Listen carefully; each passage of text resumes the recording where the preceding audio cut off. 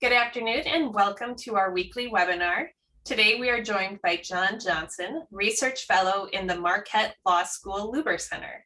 John, thank you for joining us today. Can you introduce yourself to our audience and tell us a little bit about the work in the presentation you're going to share today? Hi, everybody. Thanks for having me here. My name's John. I work at the law school where about a third of the time I'm working on the Marquette Law School poll. And the rest of the time I do research on Milwaukee's people, its voting trends, its housing and demographic trends. And today I'm going to be talking a little bit about some of the things we're seeing on the near west side, comparing numbers from the 2010 and 2020 censuses, and then also looking at some of the recent housing trends in terms of owner occupancy, home values, and where the landlords in the neighborhood are from. I was pleased when the Near West Side reached out to me to do this presentation because I love the Near West Side. I spend a lot of time here for work, and also many of my friends live in Martin Drive and Concordia and other neighborhoods there. It's just a great part of the city, and it was fun to dig into these numbers a little more closely. Thank you so much, John. And if you'd like to share your screen, we can get started with your presentation, and then we'll follow up with questions at the end. Great.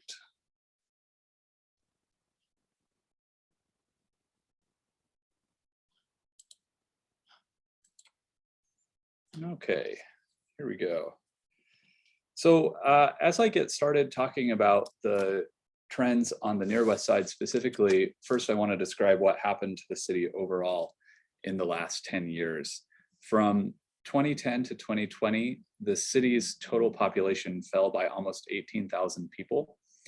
And that population decline was mostly among both Black and white people. Latino people and the Asian population also grew pretty considerably. But this was the first census in which the Black population fell, in addition to the white population, which has been falling for quite some time. So here's how that looks on the Near West Side. The total population of the Near West Side actually grew slightly by about 1,200 people. And the Near West Side grew slightly more diverse over that period. I'll talk about that more in a moment. The Black population of the Near West Side fell by 7 percentage points. It was 48% of the population was Black in 2010. Now 41% is. The non-Hispanic white population stayed the same. And the Hispanic or Latino population, the Asian population, and the population identifying with more than one race all grew a little bit over that period. I'll show that by the individual neighborhoods that make up the Near West Side. Here we see that Avenues West grew pretty considerably by about 1,700 or 22%. And I'd be curious to hear the Near West Side partners' thoughts on why that neighborhood might have grown so much. Cold Spring Park, on the other hand, declined by about 22%, which is about 550 people in that neighborhood. Most of the other neighborhoods also saw very small population declines, but I attribute that more to declining household sizes than any more serious trend. We see this in most neighborhoods across the city that don't have any new construction. They have the same number of houses from one census to another, but fewer people are having children compared to the children who are growing up and moving away. And so we see the total population decline slowly. It looks like that's what's happening in Martin Drive, Miller Valley, and Pigsville. I want to talk a little bit about these diversity index numbers that I've calculated. So a diversity index is very simply the probability that if you met any two people at random from that neighborhood, that those two people would identify with different racial or ethnic groups. And when you calculate this diversity index for all of Milwaukee's neighborhoods, you find that there are 3 really diverse pockets of the city. One stretches from about the airport to Alverno College. Another one is on the west side, which stretches from about Washington Park down to where the Brewers play. And then there's another pocket of very diverse neighborhoods on the far northwest side of the city. The near west side is home to some of the most diverse neighborhoods in the city. Martin Drive, Miller Valley, and Pigsville are all in the top 10, and Avenues West and Merrill Park are also in the top 20. So to explain like sort of precisely how these work, if we look at Martin Drive, for instance, its diversity index is 0.72 in the 2020 census, which means that there's a 72% chance that if you met any two residents of Martin Drive at random, that they would identify with different racial or ethnic groups. I mentioned earlier that the overall population of that in the overall population of the near west side, the Black population declined. And we see that those declines occurred in each of the neighborhoods of the city, though it declined the most in Concordia, Martin Drive, and Miller Valley. The white population declined the most in Pigsville, but it grew slightly in Concordia, and the Latino population grew the most in Pigsville as well. Right. Now I want to talk about the owner occupancy rate across the near west side. So citywide from 1990 through 2005, owner occupancy stood at about 80% of houses. So single family homes, duplexes, triplexes, and condos. We saw a really interesting increase in owner occupancy from 1990 through 2005 on the near west side. Again, across the entire city, it was a stable rate, but on the near west side, there was this remarkable growth in owner occupancy, followed by an even more precipitous crash beginning with the housing crisis. So home ownership grew from 58% of houses in 1990 to 67% in 2005. And then it fell all the way down to about 54% in 2015 and thereafter. Citywide during the housing crisis, owner occupancy fell from 80% to about 67%. And we've seen a little bit of a recovery citywide to about 69% in the last 2 or 3 years. And in the near west side, we see also a little bit of recovery to about 57%. So homeownership on the near west side is about 10 percentage points less than it is across the city as a whole, but we see a similar recovery in owner occupancy in the last couple of years. Looking at that in specific neighborhoods, we see that there have been hints of recovery in the last few years, especially in Avenues West, Martin Drive, and maybe Concordia. But in some of the other neighborhoods like Cold Spring Park and the Valley, owner occupancy has really hardly changed at all in the last several years. I also took a look at the home values, which I think has been on the minds of a lot of us, given the assessments that were just released in April by the city. And in these two charts, I show them in both inflation adjusted and non-inflation adjusted terms. So the non-inflation adjusted graph is on the right. And you can see that this is called nominal dollars, single family home values have finally exceeded the previous peak during the housing boom that preceded the Great Recession. So the median single family home on the near west side was assessed at $124,000 in 2022, which is up from just $66,000 in 2015. Duplexes have not quite recovered from their peak valuation in 2005. And this is interesting to me because in 2005, during the housing boom that happened a decade and a half ago, duplexes were worth more than single family homes. And now that relationship has flipped. Of course, inflation is going nuts right now. So when you apply an inflation adjustment to these numbers, the pattern is somewhat different. And you see that in 2021 dollars, homes were worth $153,000 in 2005. Well, I think the peak was in 2008 there. So the recovery is incomplete judged from that perspective. But however you look at it, the jump in assessments from 2020 to 2022 is huge. Of course, there were no reassessments in 2021, which is why we see that weird little jog in the data in this graph. here are some of those numbers for specific neighborhoods. And I think that this really drives home how large this jump in assessments is. So you see that the median duplex in Avenues West was assessed at $84,000 in 2020 and $166,000 now. And there are some similarly enormous jumps in Martin Drive, duplexes going from $130,000 to $151,000. In Pigsville, the median single family home was worth $86,000 in 2020. It's now assessed at $122,000. So we see these really striking jumps really across the board, even in the neighborhoods that haven't seen much growth in owner occupancy. So that suggests some demand for these properties from landlords. I took a look at where the landlords who own houses in the near West Side tend to themselves reside. In other research, I've documented a very significant increase in out-of-state investment in rental properties in the city of Milwaukee. So if you look just at houses, excluding apartment buildings, today, fewer than half of all rented single-family homes and duplexes in the city of Milwaukee are owned by a landlord based in the city of Milwaukee.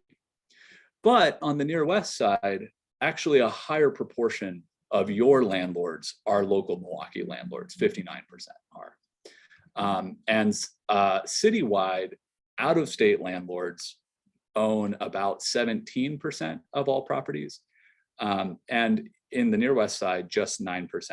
So compared to the rest of the city, even though owner occupancy is lower, local landlord ownership is higher. I looked specifically to see if the private equity investment firms that have recently entered Milwaukee's market are investing in the near West Side. Those three firms are Vinebrook Homes, which is based out of Ohio, but is a real estate investment trust, who owns about 16,000 properties across the country. Highgrove Holdings from Southern California, and SFR3, which was founded by some former Google and Uber executives. Of those three companies, only SFR3 and Highgrove have any presence on the near West Side. And to this point, it's very small. Highgrove owns about 4 houses and SFR3 5, although I believe at least a couple have been purchased in 2022. So that's something I would keep an eye on for the stakeholders in the near West Side, is to look at who is buying these houses. Those 3 companies I named are really aggressively acquiring properties right now. They purchased several hundred properties last year alone. And some of them have targeted the Washington Park neighborhood just to the north of the near West Side. And I wouldn't be surprised to see some of that investment trickle a little further south. But overall, the near West Side has grown slightly more diverse. It remains one of the most diverse parts of the city of Milwaukee. And there are some signs that its owner occupancy may be increasing a little bit. When you drill down and look at a neighborhood by neighborhood level, we see a lot of stability in most of the neighborhoods on the near West Side, but Cold Spring Park is seeing a pretty significant population decline, while Avenues West has seen its population grow over the last decade by about a fifth. I'd love to take any questions you might have. Great. Thank you so much, John. This is really interesting. I would love to kind of go back to your discussion or your explanation of the diversity index. Now, one of the questions that we always ask when we talk about diversity in the neighborhood is, what does that actually mean? Are these just numbers gathered from census data?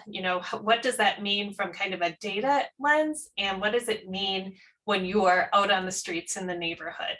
So could you just kind of share again your explanation of the diversity index and how you calculate that and what it means out in the community? Yeah, so I'm defining diversity as the probability that any 2 neighbors you might meet would identify with different races or ethnicities. Which is a fairly simple mathematical calculation you can do. I think it's an easy concept to understand. Of course, a limitation is that it's based on the nighttime population. It's people who live in that neighborhood. And the daytime population can be different. It includes the people who come there to work. It excludes the people who work somewhere else. The daytime population might include students who attend that neighborhood. So what you experience on the street in the daytime may be different than the people who actually live in the neighborhood, especially in a place like the Near West Side, which has so many really large employers. I suspect the daytime population of the Near West Side is quite a bit higher than the number of people who actually live there. So I think that's the greatest caveat to this number. Yes, you are right in that at least prior to the COVID-19 pandemic, when all of our employees were still coming to the Near West Side, there were about equal numbers of employees traveling to the Near West Side as there are residents who live here. Wow, So, interesting. yeah. And to that point, another question that our staff had here was, would you identify any historic development patterns or unique characteristics of this neighborhood that had helped make this a more diverse area in Milwaukee? The diverse neighborhoods that we do have in Milwaukee tend to be working class neighborhoods, pretty much exclusively working class neighborhoods. The wealthiest neighborhoods are very segregated and almost entirely white, and the poorest neighborhoods are very segregated and almost entirely Black. And so the places where you do have diversity in the sense that I've just described tend to be lower middle class to working class neighborhoods. And the Near West Side has quite a few of those, probably due to its proximity to a lot of solid blue collar employers. Thanks. I do think that explanation makes a lot of sense when you think about how the Near West Side has kind of evolved over the many years, being home to some major manufacturing like Harley Davidson and Molson Coors. At one point, the Near West Side was home to 7 different hospitals. So you were supporting a workforce that included doctors and nurses and janitorial staff and all of the things that come along with that. So you can definitely see how over time our housing itself, like the physical housing stock and the population, has adjusted based on the kinds of industries we've had. That makes sense. I really appreciate you sharing the information about home values and some of the changes that we've seen.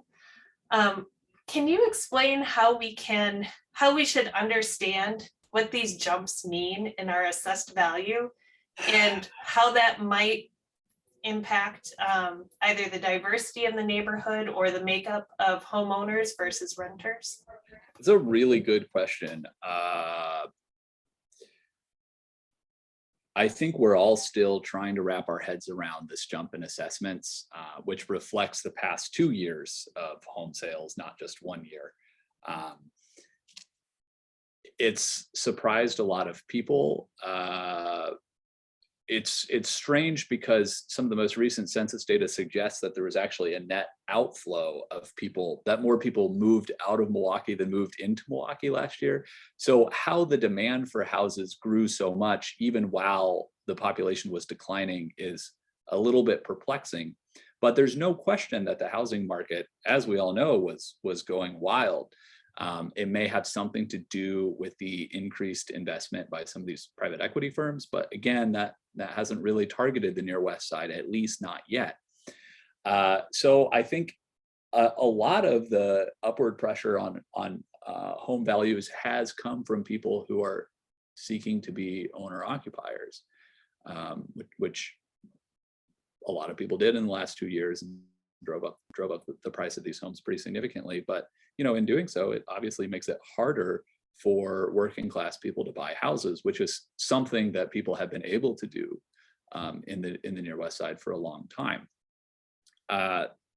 So I think there are a lot of reasons to be concerned, but I would caution people to remember that your property tax bill is not simply some fixed proportion times the value of your house. If everybody's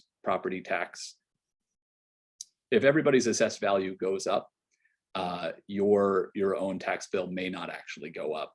It depends on the proportion of your home's value compared to the total value of properties in the city. So the dramatic increase in a home's assessed value won't correlate to an equally dramatic increase in your property tax bill in a year like this when everybody's home went up in value. That makes sense. Although it's still a little scary and very confusing for the average person. No, totally. I mean, look how hard it was for me to explain that. Yeah. You know, I guess another question that I have is related to these investment firms. And I know you had mentioned that they're not really purchasing a lot in the near West Side, but they are starting to pick up homes elsewhere in the city and kind of throughout the country. Do you have any information on, you know, what this has meant for other neighborhoods or cities that have experienced these high levels of investors coming in and purchasing homes? Yeah. So by way of background, private equity investment in single family homes and duplexes essentially did not exist until the housing crisis. And then there were a few companies, most famously Invitation Homes, which was backed by BlackRock, one of the largest private equity firms in the world, that pioneered this business model. And they focused exclusively on Sunbelt metros like Atlanta and Phoenix, places in Texas and Florida. They wanted places that had growing populations that would drive up demand for their houses, newer housing stock, so they didn't have to worry about lead exposure and maintenance costs. And then they liked mild winters as well. So they didn't come to Milwaukee at all. Instead, we had this influx of out-of-state investment by individual investors. But in the last few years, we've seen these newer private equity-backed firms move into the Milwaukee market.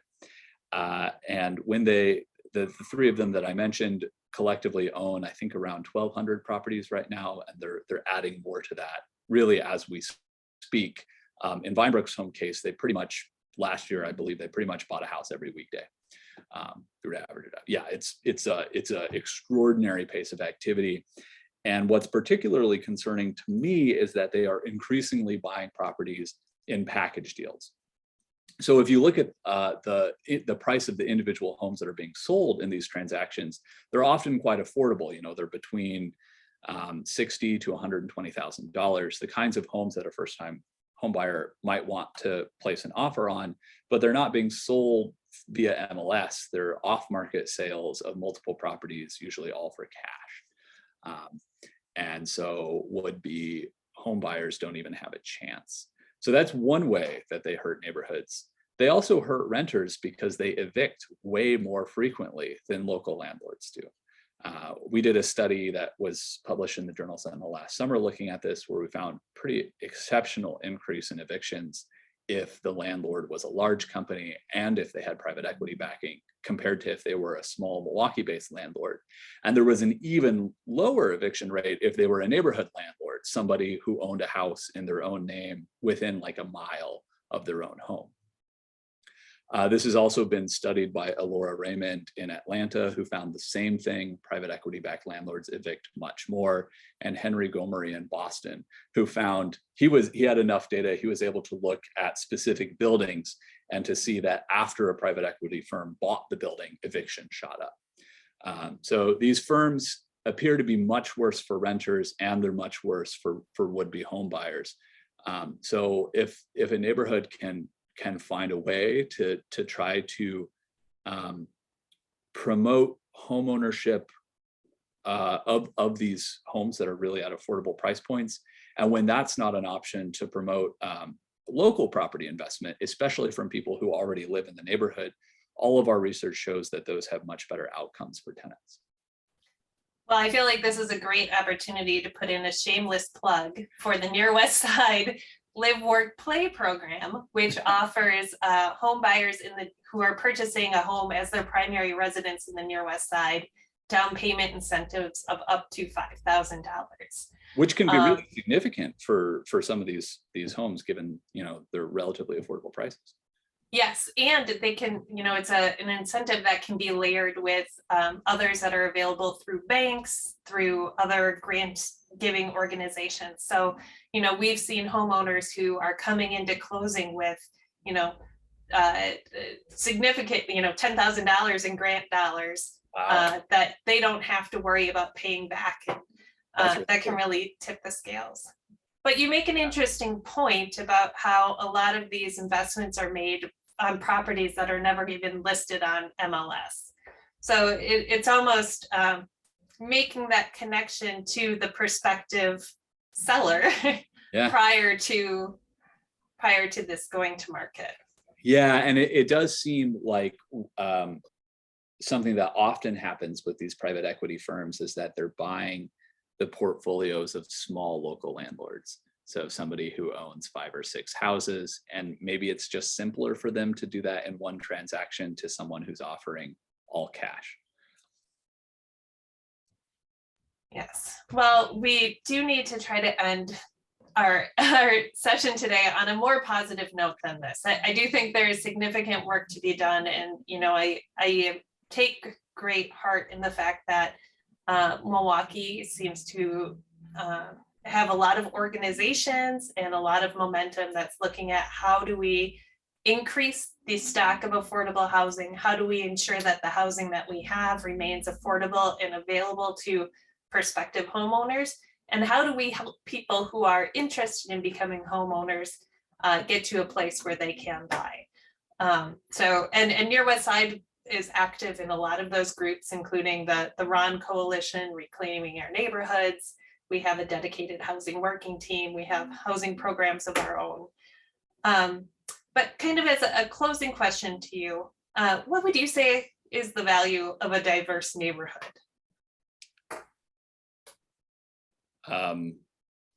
Well, I think it's what people want for the most part. You know, when neighborhoods are segregated, it usually reflects that people don't have the choices that they want for where to live. And you know, everyone I've known who's lived in the Near West Side has found it a pleasant place to live. It's diverse because it's desirable. And so, you know, it reflects, a diverse neighborhood is one that reflects people having agency over where they want to live.